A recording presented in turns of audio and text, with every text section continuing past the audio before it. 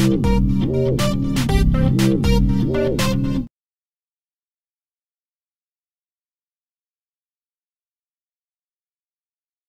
podium, state your name and address, and about 5 minutes. Uh-oh. This is calm down. Mr. Madison. Ralph Madison, 1050 Knollwood Lane here in Mason City. I'm not here to complain. I'm here to make a positive comment. I don't know who had to do with what, if it was Mary and her help in the design, because I know acoustics and curved wall or better equipment here made listening to you very easy tonight. It's totally different. Yeah. And I think a lot of it has to do with that curved wall. It's as simple as that. Thank you. Thank you, sir.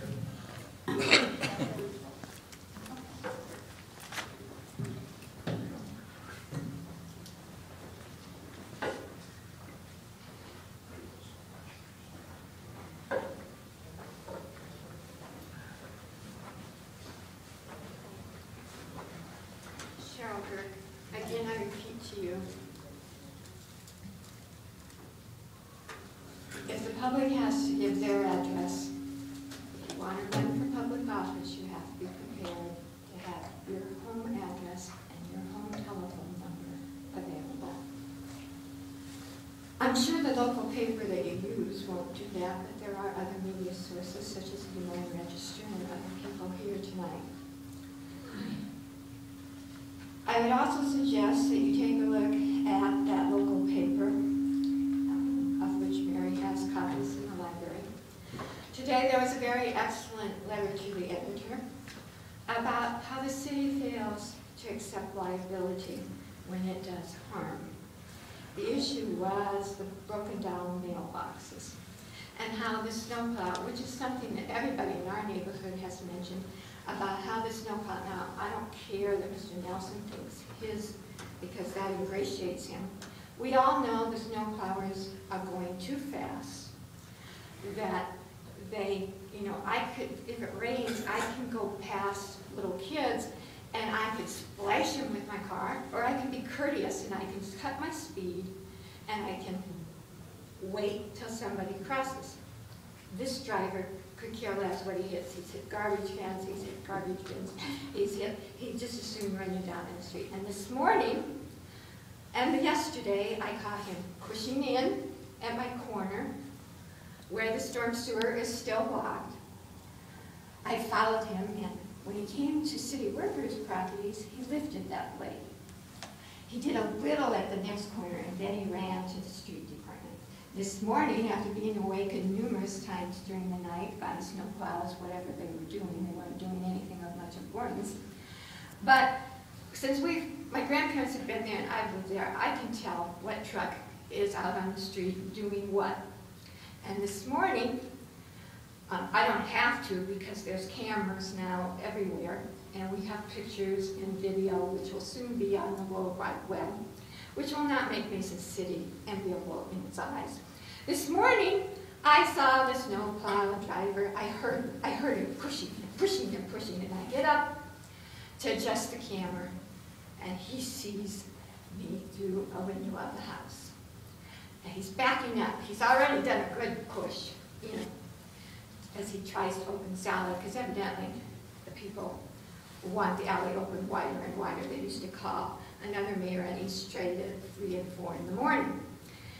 Now, he sees me, and lo and behold, he knows he's in trouble.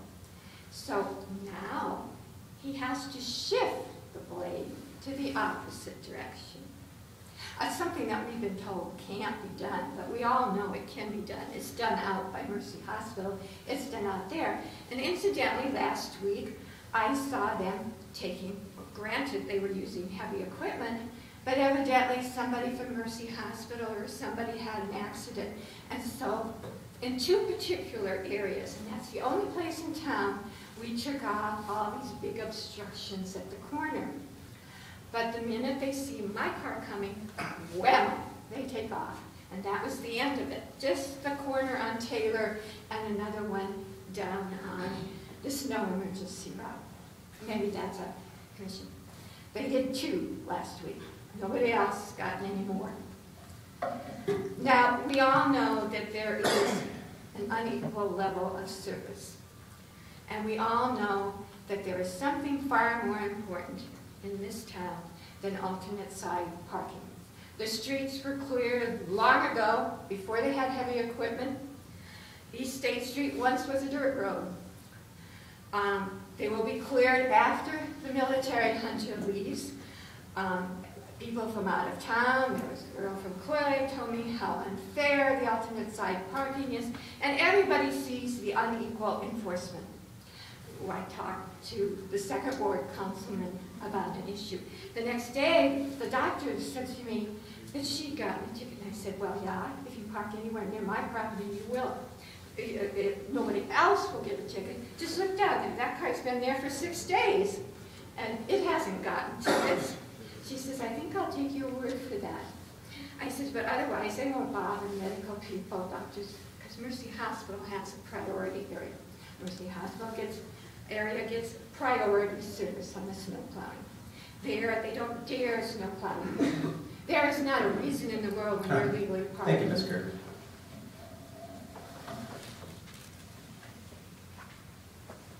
Alex.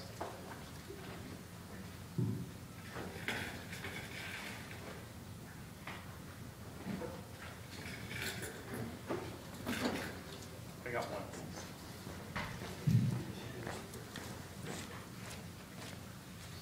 Dave Gomer, 1715 Hillcrest Drive, and I think the city's doing a damn good job with the streets. I've never seen them look so good. Thanks, Gilbert.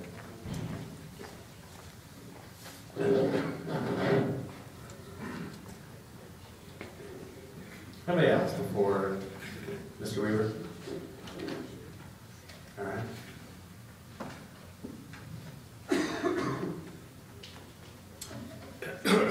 Max Weaver, 317 20th Street Southeast, 641-423-6888.